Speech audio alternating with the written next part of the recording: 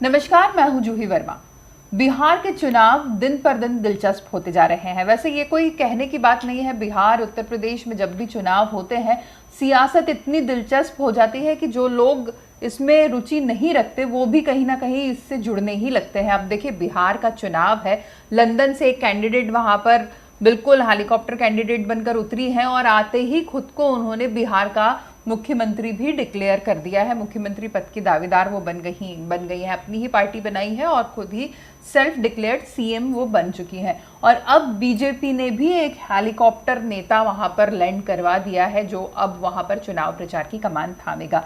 वैसे तो राजनीतिक विशेषज्ञ जो है वो ये भी कह रहे हैं कि बीजेपी की बहुत बड़ी गलती है कि उन्होंने बिहार में एक बाहरी चेहरे को चुनाव प्रचार का जिम्मा सौंप दिया है। पर फिलहाल जिस सोच के साथ बीजेपी ने इस नेता को वहां पर उतारा है वो सोच थोड़ी सी अलग नजर आती है।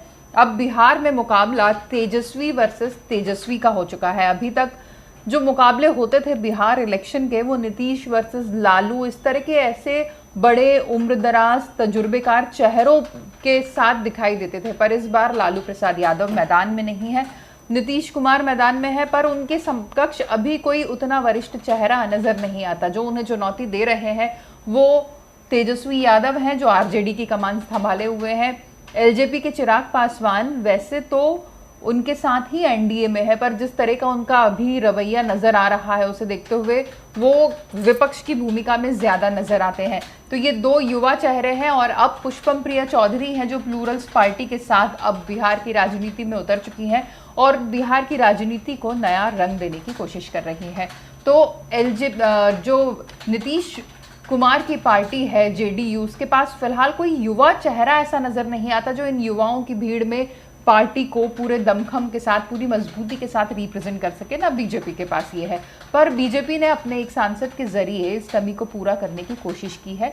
ये सांसद है तेजस्वी सूर्या, यानी अब तेजस्वी बनाम तेजस्वी का रूप ले चुका है बिहार में सियासी दंगल जो है। तेजस्वी को मात देने के लिए तेजस्वी आए हैं। वैसे तो तेजस्वी सूर्या जो है वो एक एडवोकेट हैं और कर्नाटक को बिलोंग करते हैं। साउथ बेंगलोर से उन्होंने चुनाव जीता है। काफ़ी युवा चेहरे हैं बीजेपी के और आरएसएस से जुड़े हुए हैं।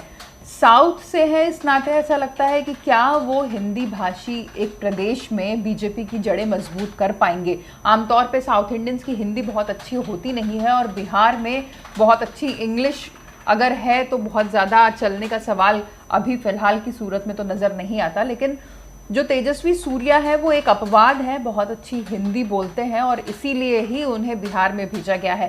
चूंकि जड़ें आरएसएस से जुड़ी हुई हैं इसीलिए वो हिंदुत्व का नारा भी बुलंद करते हैं और इसी सोच के साथ संभवतः बिहार में उन्हें भेजा गया है। जो चुनाव विश्लेषक हैं, जो इलेक्शन एनालिस्ट हैं, राजनीतिक एक्सपर्ट हैं, वो ये मानते हैं कि अब तेजस्वी सूर्या वहां जाकर जो बीजेपी का एक एजेंडा रहा है हमेशा हिंदुत्व का, जिस पर अब पूरा देश भी चल चुका है, उसका परचम वहां पर वो बुलंद करेंगे और इसलिए ही उन्हें बिहार भेजा गया है। यानी एक तरह से वोट पोलराइजेशन तो बिहार की राजनीति में हो ही सकता है। तो अब तेजस्वी बनाम तेजस्वी का ये जो नया दंगल है वो कितना रंग लाता है और इस दंगल के बीच में चिराग और पुष्पम प्रिया जैसे जो नए चेहरे हैं वो कहाँ टिक पाते हैं, ये देखना भी बहुत दिलचस्प होगा। धन्यवाद।